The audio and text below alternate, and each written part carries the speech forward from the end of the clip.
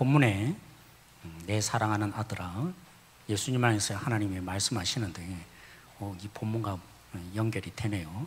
여러분을 향해서 하나님이 내 사랑하는 자녀라 하시는 목소리 오늘 듣고 가는 여러분이 되었으면 좋겠어요. 또 1교구 이제 처음 시작하는 게 참 중요한데 2교구 우리 구역자님들이 좀 부담스러우시겠어요. 네, 하여튼 우리 1교구 우리 구역자님들이 처음 이제 함께 헌신하도록 구역 식구들을 이렇게 많이 독려하셨을 텐데 제가 헤아려 줍니다. 이렇게 함께 하고자 얼마나 많이 챙기시고 헌신하셨을까. 네. 또 우리 구역 식구들 함께 이 자리가 아니면 볼 수 없는 우리 구역 식구들도 있는 것 같은데 그렇죠? 감사합니다. 우리 옛날 그죠? 다른 날이 아니었으면 네. 같이 예배 드림에 또 예린이 저기 뒤에 있고 그렇죠? 네. 하여튼 감사합니다. 여러분 사용했던 물건을 가지고 다시 제품을 만드는 것을 뭐라 하죠? 뭐라고요? 재활용품. 저는 이제 원고에 재생품이라고 적었습니다. 재활용품이든 재생품 똑같은 말이죠. 누가 이렇게 표현했더래요. 재생품이 뭐냐? 이제 질문에 대답을 해주셨는데 다시 생명력을 불어넣는 부품이다. 참 멋있는 표현인 것 같아요. 한 서울에 있는 아파트에서 실제로 일어난 일이었습니다. 새로 아파트에서 엘리베이터를 교체했습니다. 저희 월평타운도 엘리베이터를 몇 년 전에 새롭게 교체를 했거든요. 근데 교체한 지 한 달도 안 돼서 그 엘리베이터가 고장이 난 것입니다. 근데 보니까 고장이 났으면 새 제품으로 부품으로 교체를 해야 될 텐데 한 김집사님입니다. 자꾸 교회적인 용어 나오네요. 김씨가 이렇게 딱 보니까 재생품이네. 그래서 항의를 한 것입니다. 왜 재생품 쓰세요? 이렇게 항의를 하니까 그 업체 직원이 이렇게 말했습니다. 관행입니다. 어떤 관행이냐면 여러분 대부분 지금 업체가 그렇다는 겁니다. 2번 재생품을 써야만 새 제품으로 교체한다. 뉴스에 그게 나온 것입니다. 제가 얘기가 아니고 이게 업체의 관행이고 그래서 첫 번째 쓴 것으로 새 제품을 안 바꾼다는 거죠. 그러니까 화가 난 이 김 씨가 이 신문 기자에게 이렇게 표현했습니다. 4-5천만 원. 엘리베이터 한 대가 4-5천만 원 하나 보죠. 그 엘리베이터 한 대에 4-5천만 원 고가의 승용차라고 생각해 보십시오. 그 고가의 승용차 부품을 교체하는데 재생품 씁니까? 화가 나서 이렇게 표현한 부분이 보였습니다. 사랑하는 성도, 물론 재생품이라고 해서 다 나쁜 게 아닙니다. 요즘에는 워낙 기술이 좋아져서 그렇죠? 새 제품과 거의 다르지 않는 경우가 있습니다. 그래서 S기업에서 이렇게 스마트폰이 고장나서 서비스 받을 때 요즘은 그렇게 한다고 합니다. 재생품도 있고 새 부품도 있습니다. 어느 거 하시겠습니까? 나름대로 그죠? 자부심이 있는 거죠. 충분히 괜찮다. 거의 반값 정도 차이가 난다는 겁니다. 워낙 또 경제가 어려우니까 만약 그 카메라가 고장났다 아니면 액정이 고장났다 그러면 재생품과 신상품을 보여주면서 반값 정도 차이 나니까 크게 무리 안 되니까 이거 쓰시죠 라고까지 해주고 있다는 것입니다. 사랑하는 성도 여러분, 만약 여러분들이라면 경제적인 여건 워낙 요즘은 그죠? 아끼고 아끼는 시대가 되었으니까 그렇지만 뭐든지 다 살 수 있고 아무리 그죠? 기술의 능력이 뛰어나서 거의 품질이 차이 나지 않는다 할지라도 만약 여러분들이 무한정 돈을 써도 나는 재력이 있다. 그럼 여러분 신상품을 쓰시겠어요? 재생품 쓰시겠어요? 나는 재생품 쓰겠다. 손 들어 보십시오. 재생품 쓰는 안 들어주셔야 될 텐데 갑자기 제가 당황스럽습니다. 그렇죠? 여러분 재생품 우리 안 씁니다. 이럴 줄 알았는데 네, 어떻게 이제, 설교를 이끌어 가야 될까? 농담입니다. 아무튼 우리 대부분들은 심지어 뭐 해요? 박스를 뜯은 거 있습니다. 그죠? 한 번도 안 쓴 겁니다. 여전히 새 제품입니다. 근데 박스 한 번 뜯었다고 뭐합니까? 가격이 내려가는 거 아세요? 그래서 이런 제품들, 전자제품 가운데 경고문을 붙여놨습니다. 박스를 뜯으면 교환이 되지 않습니다. 왜 교환이 안 된다고 합니까? 박스를 뜯는 순간에 이건 새 제품으로 안 쓴 거거든요. 그런데도 가치가 하락한다는 것입니다. 여러분, 소비자가 변심해서 박스 한번 뜯어도 그건 가치가 하락되게 되어 있습니다. 오늘 바로 그 얘기를 조금 나누려고 합니다. 왜 복음이냐? 새로운 창조라고 했던 이 부분이 오늘 마가가 시작하고 있거든요. 예수님의 오심이 왜 우리에게 복음이냐? 정말 좋은 새 소식이냐? 오늘 본문의 시작이 뭐가 나타납니까? 사실은 예수님이 세례 받으셨다라는 장면으로 시작하는데 이 부분들의 의미를 여러분이 잘 알려면 다른 복음서와 이렇게 비교를 조금 해보셔야 합니다. 그래서 제가 자막에 한번 보여주기를 원하는데요. 마태복음에는 어떻게 시작하고 있냐면 마가복음과 좀 많이 다릅니다. 마가복음에는 예수님이 오셨을 때 세례요한이 아니 내가 어떻게 당신에게 세례를 베풉니까? 못 베풉니다. 거부하는 장면이 나타나고요. 여기 하나님의 의를 이루다. 하나님의 의가 뭡니까? 하나님이 하나님의 역할, 어떤 상황이든지 신실하셔서 그 일들을 이루어내는 우리의 자격, 그것 때문에 하나님이 안 되겠다 버리는 그런 일 없이 하나님은 약속하신 대로 그대로 하십니다. 그래서 오늘 예수님이 하나님의 의를 이루는 것이 마땅하니라 그 말에 세례요한이 세례를 주는 장면이 뒤에 그죠? 오늘 본문에 나타난 그 장면이 마태복음에 나타납니다.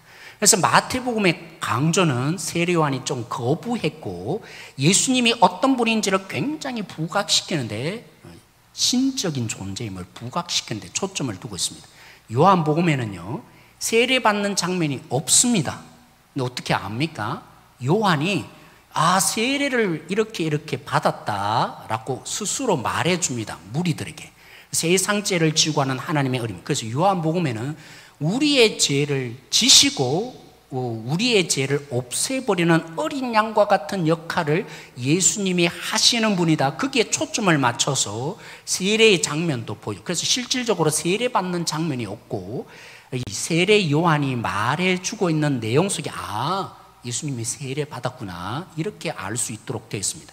그래서 마가복음에는요 이런 내용 하나도 없습니다. 쉽게 말하면 세례 받기 전에 거부를 당하거나 세례 요한이 아니면 세례 받고 난 뒤에 그 사건을 이해한 세례 요한이 세상죄를 지고 하는 하나님의 어린 양이다 이런 내용을 하나도 기록하지 않습니다. 오직 뭐만 기록합니까? 예수님이 세례 받으러 나오셨고 세례 받고 이런 일들이 일어났다라고 기록하는 데만 마가가 초점을 두어서 설명합니다. 마가의 의도가 뭐겠어요? 그래서 쉽게 표현하면 성육신 하신 예수님 인간의 모습을 끝없이 보여주는데 마가는 초점이 있습니다. 예수님이 누구시라고요? 적어도 세례 받는다는 것은 죄인이 받아야 되고 인간이니까 받아야 하는데 그래서 신이라면 받을 수 없는 것이 회개의 세례인데 세례 요한이 세례 준 거는 그냥 세례가 아니에요. 그렇죠? 회개, 죄 지은 것에 회개의 정결함을 받는 세례였습니다. 그래서 예수님을 처음부터 어떻게 보여줘요? 인간으로 오셨다라는 부분에 초점을 두어서 얘기해 주고 있습니다. 마가는 뭘 얘기하고 싶다고요? 예수님이 인간이 되셨다. 인간의 모습으로 이 땅 가운데 존재했기 때문에 세례 받으셔야만 하셨다라고 얘기합니다. 근데 여기에 오해가 있잖아요. 흔히 그런 거죠, 여러분. 요즘 젊은이들, 그죠? 우리 권대한 주사님도 있지만 아이들과 거의 동급으로 놉니다, 그죠? 저도 시연이한테 제 아빠는 진짜 두려운 분이었거든요. 그래서 아빠다 이러면 두려워서 벌벌 떨고 좀 과격한 표현하면 그런 거죠. 아빠가 거리감이 있었습니다. 아버지에 대한 거리감. 근데 이제 우리는 그렇게 자녀를 대하지 않아요. 맘먹습니다, 거의. 그죠? 그죠? 아빠와 아이의 관계는 맘먹는 그런 사이. 그러다 보면 재성이 있는 이 자녀들은 뭐 합니까? 친구인 줄 알아요. 친구로 대해주니까 친구처럼. 그래서 막 화도 내고 그죠? 아빠한테 함부로 막 몰라! 이런 모습을 보인단 말이에요. 그래서 인간으로 오셨다고 하니까 어떤 오해가 있어요? 예수는 인간이네. 인간으로 취급하지 말라고. 그래서 아주 독특한 표현을 그 다음 장면에 세례받고 일어난 장면이 뭡니까? 그 얘기가 여기에 이어진 것을 여러분이 이해하시면 좋겠어요. 강조는 어디 있다고요? 예수님이 인간이 되셔야만 했다. 인간이었기에 세례받을 수밖에 없었다. 그래서 오해하지 말라 그랬어요. 그래서 뭐라고 한다고요? 예수님이 인간이라고 해서 죄 있는 인간과 똑같은 모습이었다는 것이 말하는 의도가 아니다. 그래서 오늘 다른 복음서만 달리 그죠? 여기 보여 있죠. 마태복음이나 누가복음에는 하늘이 열렸다라고 표현합니다. 세례받자 하나님이 하늘이 열렸다는 표현도 굉장한 표현이거든요. 하늘이 열렸다는 말이 뭡니까? 하나님의 임재를 그죠? 여기를 말하거든요. 문자적으로 하늘이 열렸다. 하나님이 임재하심의 상징적인 언어가 하늘이 열린 건데 그걸로 안 되겠더라는 겁니다. 뭐 했기 때문에요? 예수님을 인간으로 표현함을 강력하게 처음부터 나타내다 보니까 뭐라고 오해해요? 죄인인 인간이 된 것처럼 오해하지 말라고. 그래서 강하게 표현합니다. 뭐라고요? 우리 성경에는 하늘이 갈라지고 라고 표현했는데 원래의 뜻은 하늘이 찢어졌다는 겁니다. 왜 하늘을 찢고 하나님이 내려온 겁니다. 유대인들이 세계관은 그렇습니다. 이 땅은 인간이 거주하는 곳, 하늘은 하나님이 거주하는 곳. 그래서 죽어서 가는 곳이 거하는 곳이 뭐냐면 지하세계, 여러분이 스올이라고 구약에 종종 나타난 그곳에 간다라는 것이 유대인들이 흔히 가지는, 그래서 삼층천 그죠? 하늘에 하나님이 계시고 이 땅에는 인간이 거주하고 그리고 죽은 자가 거하는 삼층천으로 되어 있다라는 이 유대인의 사고 속에 있는데, 오늘 하나님이 거하는 곳 아닙니까? 근데 하나님이 뭐 하셨더라고요? 하늘을 찢을 수밖에 없었다. 자신의 장소를 찢고 이 땅에 오셔서 뭐라고 하신다고요? 이는 내 사랑하는 아들이다. 그렇죠? 오늘 마가복음에 여러분 처음 시작하면서 왜 복음이라고요?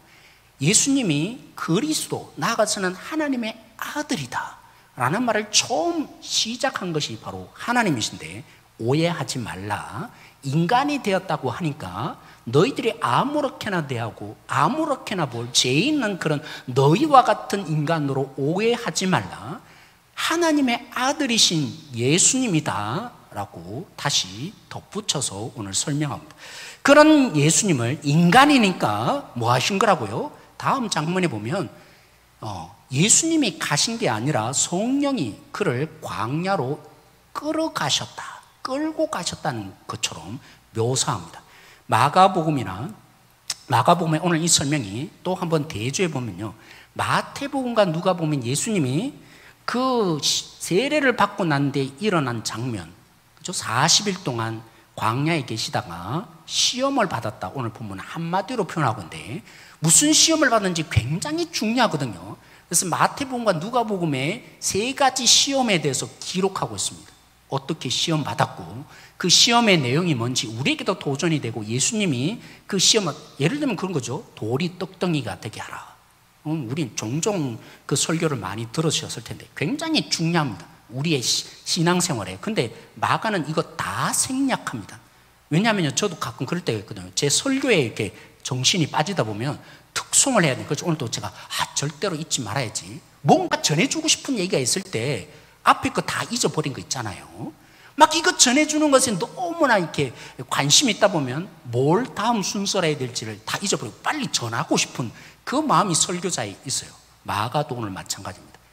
앞에 있던 예수님이 40일 이후에 시험받음의 세 가지가 굉장히 인생에 중요해 보이고, 예수님의 그 시험받음이 어떻게 우리가 예수님을 믿어야 할지를 보여주는 중요한 내용인데 그것 별로 중요해 보이지 않았던 마가였던 것입니다. 그래서 오늘 마가가 뭘 얘기합니까? 시험을 받고 무슨 일이 있었다고요? 예수님이, 우리 한번 읽어볼까요? 자, 우리 마지막 부분 있는데 마가복음 1장 13절 말씀 우리 같이 한번 다시 한번 읽어보십시다. 13절 말씀 같이 읽겠습니다. 시작. 광야에서 40일을 계시면서 사탄에게 시험을 받으시며 들짐승과 함께 계시니 천사들이 수종들더라. 두 가지가 있네요. 시험을 어떻게 받으시고 그 시험의 내용이 뭔지는 다 생략합니다. 뭘 전하고 싶었어요?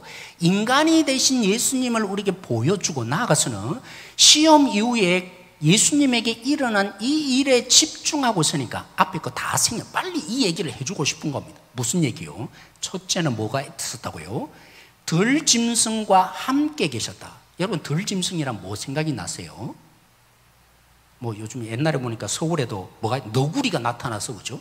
아세요? 서울이었어요. 너구리가 막 나타나서 이제 자기 강아지 이렇게 끌고 다녔는데 막 공격하고 이랬어요. 뭐 일이 있었다. 여기에 말하는 들짐승은 그런 정도의 얘기 아닙니다. 비스트, 야생동물, 쉽게 말하면 집어삼키는 그 유대 땅으로 하면 사자, 뭐 이런 늑대, 그런 동물들과 예수님이 함께 하셨다. 우리는 이제 성경의 전체적인 구약의 그림이 없으니까 이게 잘 떠오르지 않지만요, 이 얘기를 듣는 유대인들은 다 그려집니다. 저절로 그려집니다. 왜냐하면 그걸 기다리고 있었거든요. 하나님이 마지막 그때가 되면 공의를 시행하시며 결국 우리 가운데 내려오셔서 아담 이후에 타락한 이 세상을 다시 회복시키는 왕으로서 내려오신다라는 개념이 유대인들 가운데 있습니다. 그 그림 가운데 하나님이 말씀하신 것 중에 하나가, 왜 그렇게 하냐? 하나님이 다시 오셔서 회복하는데 어떻게 회복할 건가? 그런 그림들이 선지서에 종종 나타납니다. 그 대표적인 그림이, 그렇죠? 예전에도 제가 소개했죠. 독사굴에 어린아이 손 놓고 장난쳐도 물지 않, 그런 내용들이 있거든요. 그래서 하나님이 회복시킬 때는 에덴처럼 회복한다. 하나님이 그 에덴과 같은 새로운 세상 만들어낸다 라는 얘기를 종종 하나님이 하셨습니다. 그래서 그들이 이제 하나님이 회복시키러 오실 그때가 되면 자동적으로 자신들은 하나님의 백성이니까 우리는 구원받고 저 이방인들은 심판받는다라는 생각을 하게 되고 오해하고 이제 오독한 그들인데, 오늘 마가가 말해줍니다. 예수님이 인간이 왜 되셨는가? 왜 인간처럼 되어야만 했던가? 그 하나님이 약속하신, 하나님이 회복시키고자 이 땅을 다시 에덴처럼 만드는 새로운 창조를 하게 될 텐데, 그 일을 예수님이 지금 인간이 되심으로 가능케 되었다. 그 예수님이 뭐 하시려고 이 땅에 오시냐면 결국 하나님의 약속하신 새로운 창조를 만들어내고자 오늘 이 일을 하시는 거다. 그래서 뭐 한다고요? 들짐승과 함께 있으며 천사가 그를 수종하더라 라는 말을 하고 있는 것입니다. 사랑하는 성도, 예수님이 왜 오셨습니까? 예수님의 오심이 왜 우리 가운데 복음입니까? 예수님은 우리를 새롭게 믿는 자를 헌제품, 그죠? 헌제품에 조금 더 잘 고쳐서 뭐라고 표현이 됩니까? 원래의 작품으로 만들어내는 그 정도의 창조를 하시기 위해서 이 땅에 오신 것이 아닙니다. 아니면 박스를 뜯은, 그죠? 그래서 가치가 하락된 그 부분을 잘 포장해서 그래서 새 제품처럼 내놓는 그런 일을 하러 예수님이 오신 것이 아닙니다. 사랑하는 성도 여러분, 제가 요즘 약간 보면서 그런 생각이 들더라고요. 옛날에는 막, 그죠? 우리의 이 행복을 주로 음식으로 많이 표현했어요. 그래서 요리사 프로그램이 굉장히 많이 한때 유행한 적이 있습니다. 그죠? 그러다가 이제 그 가요, 트로트 프로그램도 유행인데, 요즘 저는 또 이런 부분에 약간 우려를 표현해요. 요즘에는 그 상담 오은영 박사도 기독교인이거든요. 그분을 제가 비난할 마음은 하나도 없습니다. 이 프로그램들이 제가 묵상해 보니까 결국 얘기해 주는 것은 그런 것 같아요. 우리에게 속이는데, 뭐라고 속이냐면 우리가 여기 조금 나아지면 여러분은 행복할 겁니다.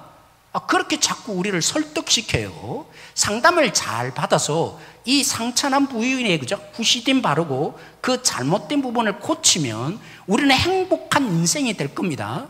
근데 성경은 그렇게 말하지 않아요. 그게 복음이 아니다라고 말하는 거 있죠. 우리 진짜 왜 예수님이 복음이냐면 우리에 있는 원래의 여기에 성량 바뀌도록 고치는 그런 일을 하러 예수님이 오신 게 아니다. 우리 가운데 뭔가 이렇게 좋은 옷을 입혀서, 그래서 우리가 정말 신사다운 모습으로 바꾸어 놓기 위해서 예수님, 그런 정도로 우리를 바꾸어 놓기 위해서 예수님이 오신 게 아니다. 우리의 완전한 본질, 그 그 본질을 바꾸고 나서 새롭게 우리를 창조한다. 회복의 정도가 아니고요. 우리를 새롭게 만들어내는 그 일을 위해서 예수님이 오신 거라고요. 제가 우리 성경에 있는 대로 표현해 보겠습니다.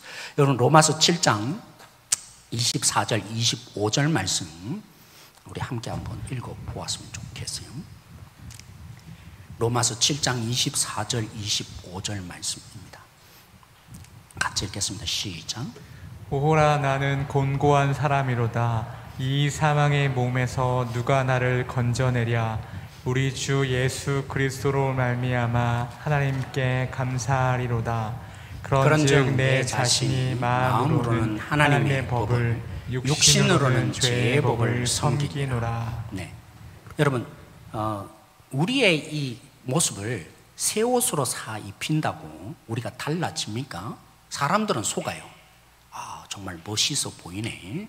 아니면 좀 더 부유해져서 남들에 비해서 먹고 사는 것에 좀 더 자유로워진다고 우리가 자유로운 존재가 되겠어요?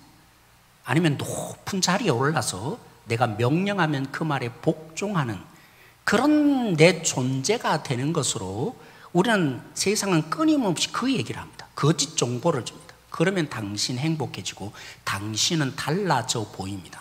근데 성경은요, 그런다고 되는 게 아니다 라고 하는 것입니다. 그거 바뀌는 게 아니다. 그거 바꾸려고 내가 온 게 아니다. 그래서 이 가짜 복음이 뭡니까? 예수님 믿으면 부유해지고 예수님 믿으면 높은 자리에 이르고. 왜요? 예수님 말씀하셨잖아요. 궁극적인 문제는 네 외형 아니다. 네 안이 문제다. 네 본질이 바뀌어야 한다. 너의 진짜 문제는 외형 고치는 것으로 바뀌는 존재가 아니다. 부패한 네 심령이 바뀌어야 진짜 바뀌는 거다. 로마서 7장에 이 유대인들의 오해가 뭡니까? 흔히 기독교인들이 이 고백으로 사는 것처럼 실존이 이거라고 제가 오해하지 말라 그랬잖아요. 우리는 살아보면 때로는 그렇게 느껴집니다. 아, 예수님 믿고 정말 잘 살고 싶은데 때로는 막 넘어지고 내 마음은 원이로되 내 육신은 연약하다. 이런 모습들이 마치 로마서 7장 여기 말한 것처럼 보여져요. 근데 로마서 7장의 그 얘기는 결코 그게 있지 않습니다. 잘 살아봐라. 네가 하나님께 헌신해봐라. 네 자신을 다 드려봐라. 네 본질이 안 바뀌기 때문에 결코 하나님 말씀대로 못 산다. 뭐 하는 사람이요? 오늘 유대인을 향해서 하나님을 찾고 누구보다도 하나님께 구별되었고 그렇게 열정으로 살아가는, 우리가 법을 안 지켜서 말씀을 안 지켜서 이렇게 바벨론 포로 잡혀왔네. 그래서 그들이 운동을 일으켰습니다. 하나님 말씀에 순종하자. 어떻게 하면 순종할까? 그래서 610살까지 구체적으로 실천할 수 있는 항목까지 만들어내어서 그래서 하나님을 따랐는데 예수님이 뭐라 그래요? 야, 이 바리새인들아, 너희들은 회칠한 무덤과 같다. 겉으로는 변했는지 모르지만 너희들의 본질은 하나도 안 바뀌었기 때문에 안 된다. 바로 로마서 7장이 그 얘기를 하는 것입니다. 근데 여기 보면 이상하잖아요. 나는 왜 못 살까? 누가 나를 건져낼까? 하는데 뭐라고요? 갑자기 언어가 바뀝니다. 우리 주 그리스도로 말미암아 하나님께 감사하노라. 갑자기 왜 이 얘기가 나타나요? 그런 다음에 다시 한번 나는 주님 뜻대로 살고 싶은데 내 육신으로는 이 갈등의 속에 내가 왜 살까? 그래서 이상해 보입니다. 예수 그리스도로 말미암아 하나님께 감사하라. 이 구조적으로 맞지 않는 얘기가 왜 나옵니까? 바울은 갑자기 시작한 이 얘기가 8장에 드디어 확대되어 나타나기 시작합니다.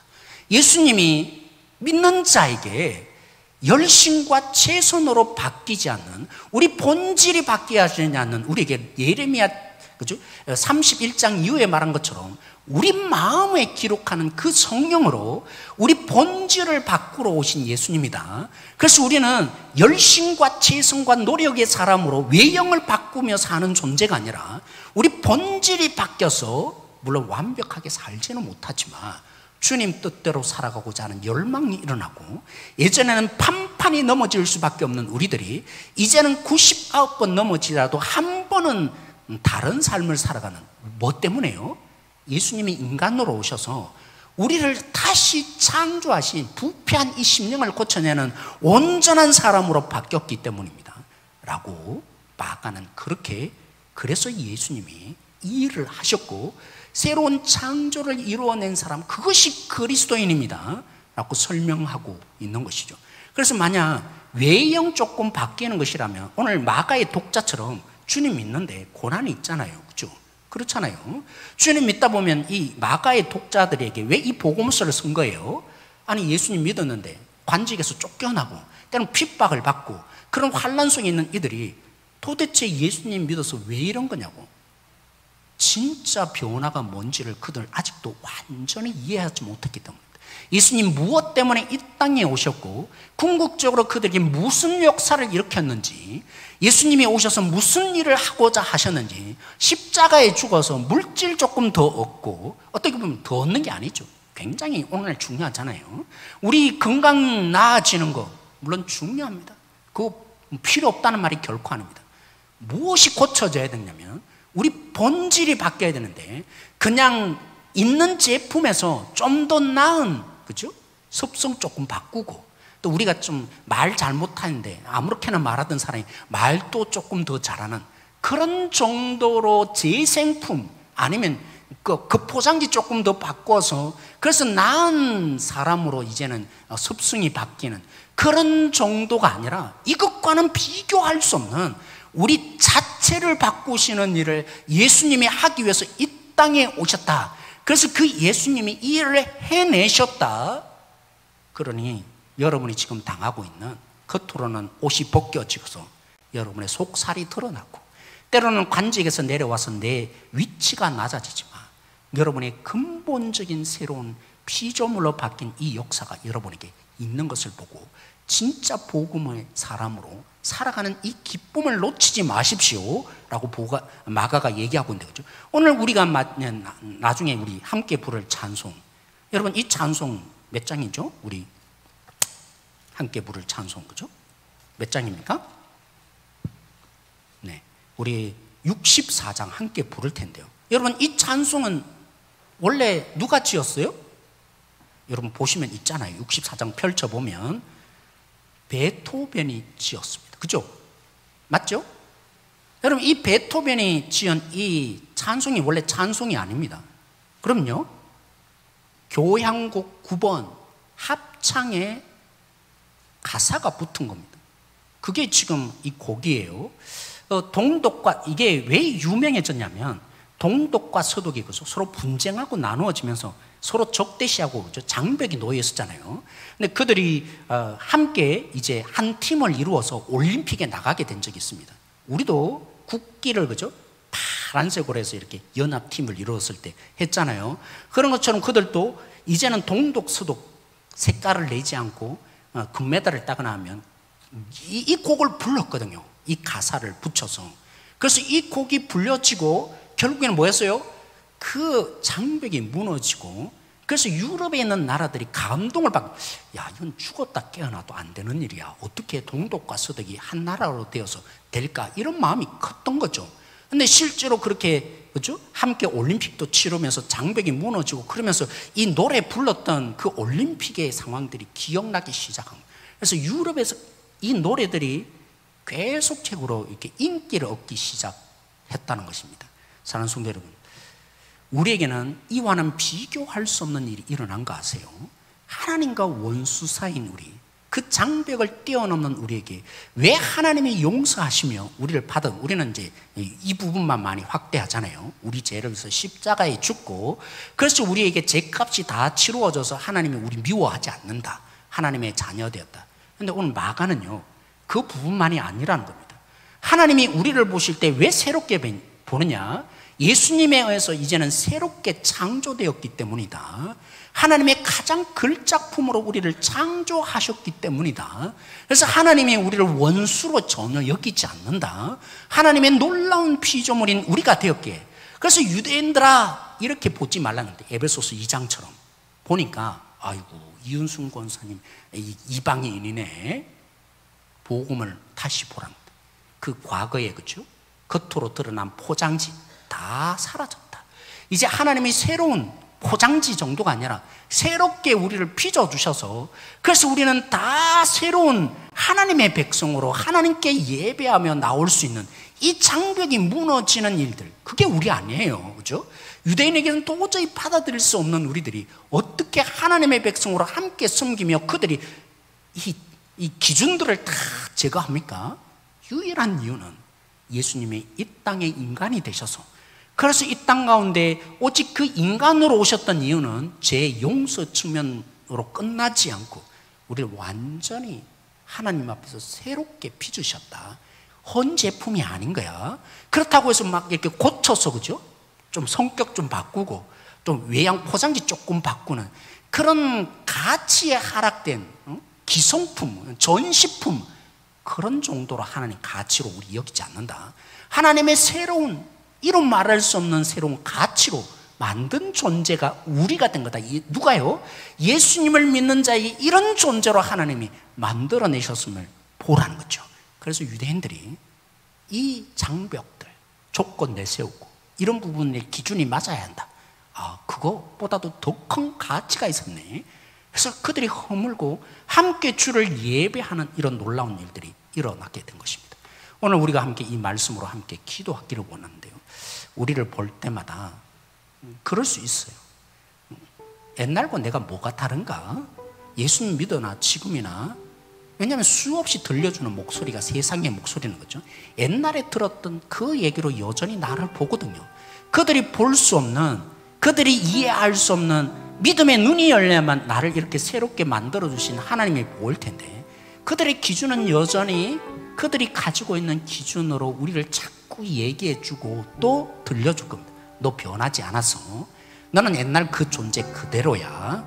여기에, 그죠? 사단도 강력하게 역사해서 너 그래 살아서 뭐해? 너 같은 존재가 이렇게 살아서는 아무 소용이 없는 거야. 그런 얘기를 수없이 우리 속에 들려줍니다. 믿음의 눈을 열고 오늘 선포하셔야 합니다.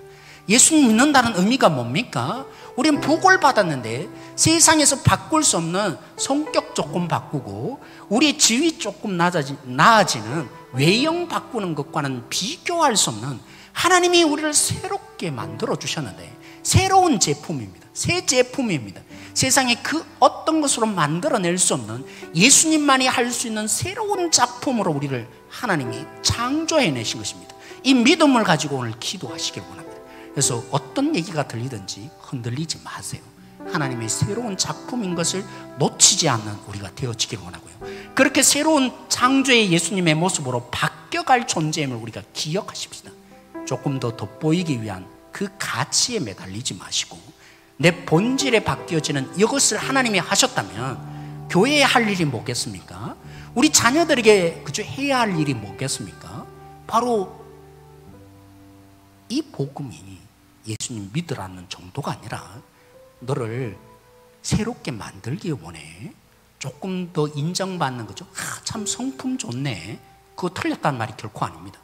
조금 더 부해졌네. 그것과는 비교할 수 없는, 하나님에 의해서 손대셔서 정말 일어날 수 없는 기적, 하나님에 의해서 내 마음이 고쳐지는 그런 자녀 되기를 기도하십시다. 우리의 자녀들에게 내가 바뀌어가는 존재라면 하나님의 내 자녀 속에, 또 우리 한국의 교회들 속에 이 복음이 전해져서, 야, 진짜 가치는 하나님이 새롭게 빚는 이 일을 위해서 우리가 함께 뛰어들어야겠네.